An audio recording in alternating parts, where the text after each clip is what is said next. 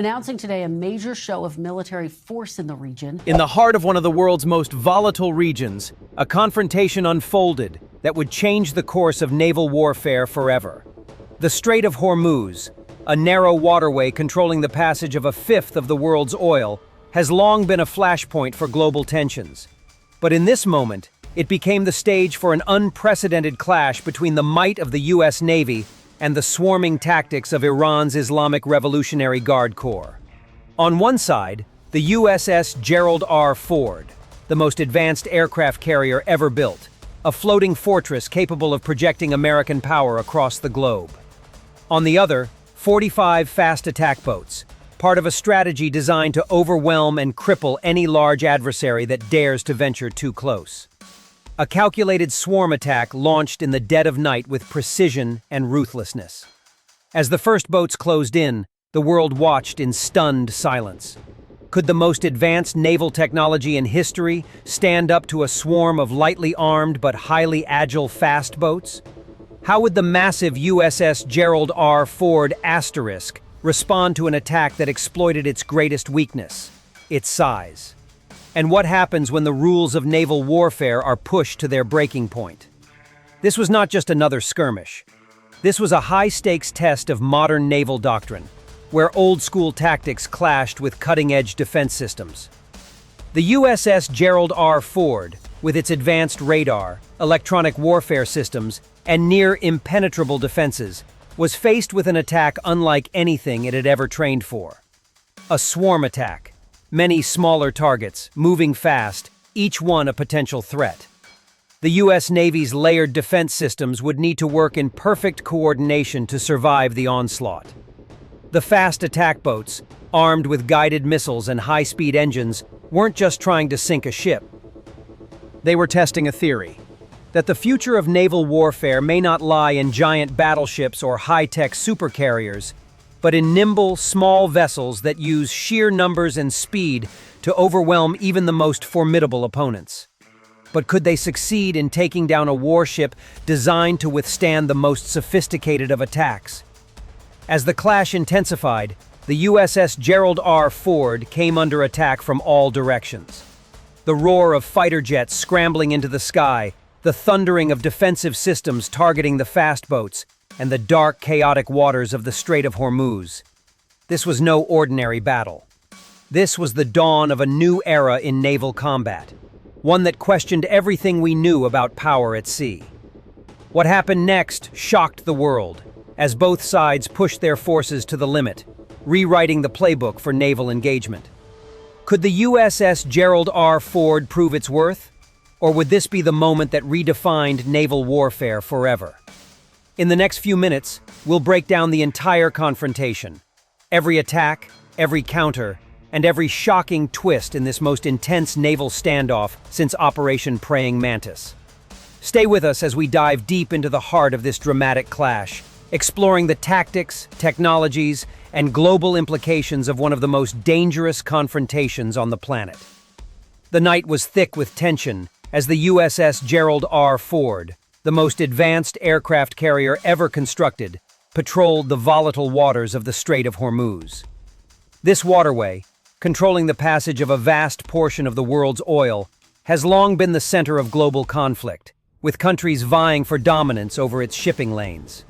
In the dead of night, the peaceful hum of the carrier's engines was shattered by an unanticipated assault. 45 fast attack boats, each one brimming with armament, surged out of the Iranian coastline, their engines roaring like a swarm of hornets. The mission was clear: to cripple the U.S. Navy's most powerful ship and send a message that no one could challenge Iranian influence in this crucial corridor. These boats, swift and agile, were deployed by Iran's Islamic Revolutionary Guard Corps, IRGC, under the strategic command of Rear Admiral Mohammad Reza, an unflinching military tactician who had studied American naval doctrines extensively. His theory was simple: speed, numbers, and overwhelming force would be the key to disrupting the modern naval power that threatened his country's control over the strait. The IRGC's boats were lightly armed, but designed for one purpose: close, rapid assaults on larger, less maneuverable vessels. Each boat was equipped with sophisticated Iranian-manufactured anti-ship missiles, their payloads capable of delivering devastating damage. The boats scattered across the sea like locusts, heading toward the Gerald R. Ford from multiple directions. The vast expanse of the Persian Gulf made it hard for the USS Gerald R. Ford to detect the swarm in time. For years, the U.S. Navy had assumed that the massive power of their carriers would be enough to deter smaller, swarming vessels. But the attack was meant to test this assumption. The boats coordinated through a secure communication network, designed to evade American tracking systems.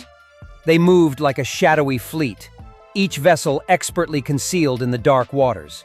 The Gerald R. Ford, despite being a modern marvel of naval technology, was not designed to face such a high-speed, multi-pronged assault.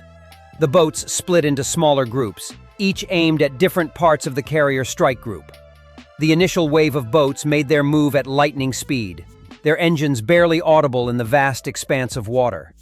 It was only when they were within 10 miles of the Gerald R. Ford that the carrier's radar systems, advanced as they were, detected the incoming swarm. By then, it was almost too late. The first boat launched a salvo of anti-ship missiles, which streaked through the air with deadly precision. The Gerald R. Ford's defense systems responded instantly, activating its cutting-edge Aegis combat system. The Aegis system, capable of tracking and intercepting incoming missiles at supersonic speeds, locked onto the threat. But the swarm wasn't just about missile fire. As the first wave began its missile barrage, a second group of boats closed in at high speeds, preparing to deploy small, highly maneuverable drones capable of disabling radar and targeting systems. The carrier's layered defense systems were pushed to their limits. The USS Gerald R. Ford retaliated with its own offensive capabilities. F/A-18 fighter jets, launched from the carrier's deck in mere minutes, soared into the sky. Their mission was clear: neutralize the fast boats before they could close the distance. But the IRGC's boats were quick, their agility making them hard targets for the American pilots. Meanwhile, the carrier deployed an electromagnetic pulse device, a new experimental technology designed to disable enemy electronics. The result was chaos. Some boats were disabled mid-strike as the EMP rendered their communication systems useless. But others, unaffected by the pulse, continued their attack, launching additional missiles and swarming around the carrier. The Gerald R. Ford's defensive tactics were tested to their breaking point. The conflict escalated rapidly. As the attack continued, the American forces scrambled to gain control of the situation. It became evident that this was more than just a simple naval skirmish. It was a high-tech battle where every second counted, and the margin for error was razor-thin. As the night wore on, the U.S. Navy's formidable defenses slowly began to turn the tide, with fighter jets and warships finally gaining the upper hand. Yet the implications of the attack were far-reaching. The confrontation exposed vulnerabilities in traditional naval power structures and showed that, in the age of rapid, small-scale warfare, even the mightiest of vessels could be caught off guard. In the aftermath, global analysts were left stunned. The Gerald R. Ford had survived, but the attack had forced a reevaluation of naval strategy. Was this a glimpse into the future of maritime warfare? The world would soon find out. As the fast attack boats of the Iranian Revolutionary Guard Corps closed in on the USS Gerald R. Ford, the complexity of their strategy became clear. Unlike traditional tactics, where battleships or submarines take center stage, the IRGC was employing a new, innovative approach, one that leveraged the power of swarm tactics. This method, which has been honed by the Iranian military over several years, sought to exploit the vulnerability of larger, more powerful warships. The key to the IRGC's strategy was overwhelming force, speed, and surprise. Each of the 45 boats involved in the attack was equipped with a variety of advanced weaponry, including locally developed anti-ship missiles and small drones designed to disrupt the carrier's radar and targeting systems. However, what made this strategy so unique was the coordination between these seemingly disjointed vessels. Using encrypted communication channels, the boats communicated in real time, making it nearly impossible for the USS Gerald R. Ford's radar systems to track them all at once.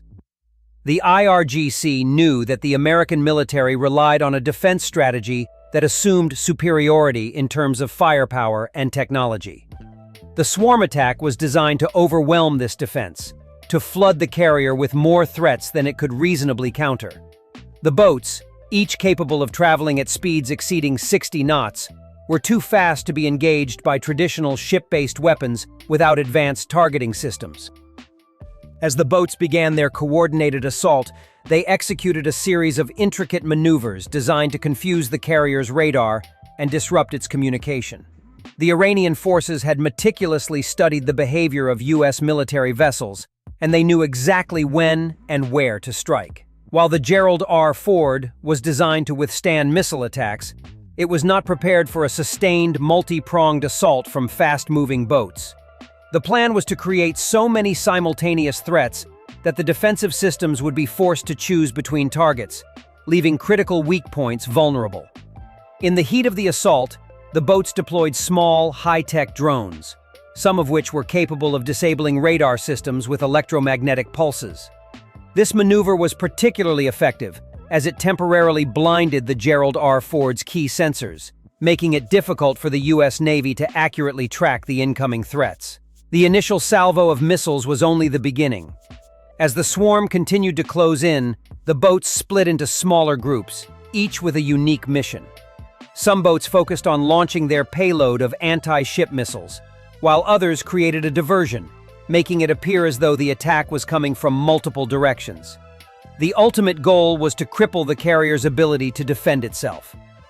The IRGC's fast boats were equipped with Iranian-made advanced guidance systems capable of locking onto radar signals from the Gerald R. Ford. This allowed them to stay on target even as the carrier attempted evasive maneuvers. With the radar systems temporarily incapacitated, the boats were able to close the gap quickly. As the attack escalated, the U.S. Navy responded with a series of countermeasures, deploying fighter jets and activating its onboard laser defense systems. These efforts were critical, but the sheer number of incoming targets continued to stress the defenses of the carrier. The jets scrambled from the carrier's deck, each equipped with advanced radar systems and anti-missile technologies. Their mission was clear: neutralize the swarm before they could close in for the kill. But the IRGC's boats, which were designed for agility and speed, were proving to be difficult targets. They darted in and out of the radar range, using the darkness of night and the choppy waters of the Gulf to their advantage. The interaction between the American defense systems and the swarm became a battle of attrition. Each side traded blows, but the IRGC's tactics kept the U.S. Navy on its toes. The Gerald R. Ford was a formidable fortress, but its vulnerabilities were being exposed in real time. As the assault continued, the question remained: would the swarm tactics of the IRGC succeed in overwhelming one of the most powerful warships ever built? Or would the technological superiority of the U.S. Navy ultimately win the day? What was clear, however, was that this was not just a battle of ships and missiles. It was a battle of innovation versus tradition, of speed versus firepower. As the night wore on, the outcome of the confrontation seemed uncertain, with both sides locked in a struggle to gain control of the Strait of Hormuz, a critical maritime choke point that affects global trade and security. The IRGC had taken a bold gamble, relying on an unconventional strategy to challenge the might of the U.S. Navy. But in the world of modern warfare, there are no guarantees, only the ruthless reality of what happens when new tactics meet cutting-edge technology. As the IRGC fast attack boats continued their relentless assault on the USS Gerald R. Ford, the tension on board reached a boiling point. The carrier, equipped with some of the most advanced defense systems in the world, was engaged in a full-scale battle for survival. The U.S. Navy's response was swift, but it quickly became clear that even the Gerald R. Ford's technological might could be pushed to its limits by the sheer number of incoming threats. The first layer of defense kicked into gear immediately. The Aegis combat system, designed to track and intercept incoming missiles with unparalleled accuracy, was deployed in full force. This system, the backbone of modern naval defense, began to lock onto the incoming missiles, guiding the ship's phalanx close-in weapon system to target the boats. The phalanx, a rapid-fire automated gun system designed to intercept threats in close proximity, began spitting rounds into the air. But this was no ordinary missile barrage. The IRGC boats, moving at blistering speeds, were utilizing their small size and agility to dodge the majority of the defensive fire. Their ability to rapidly change course in the water made them unpredictable, and many of the carrier's weapons found themselves targeting empty air. Despite this, the Gerald R. Ford's layered defense systems were working in tandem, with the ship's radar and electronic warfare systems attempting to jam the communication signals of the incoming boats. The Gerald R. Ford also deployed several unmanned aerial vehicles, UAVs, to provide additional surveillance and help target the fast-moving attackers. The UAVs, equipped with infrared sensors, began relaying real-time data back to the carrier. But the number of threats coming from multiple directions made it difficult to keep track of every single boat. As the first wave of IRGC boats began to close in, the Gerald R. Ford's fighter jets were launched in a desperate attempt to regain control of the situation. The FA-18 Super Hornets, armed with anti-ship missiles and targeting systems, took to the skies, weaving in and out of the dark clouds of smoke rising from the chaotic exchange below.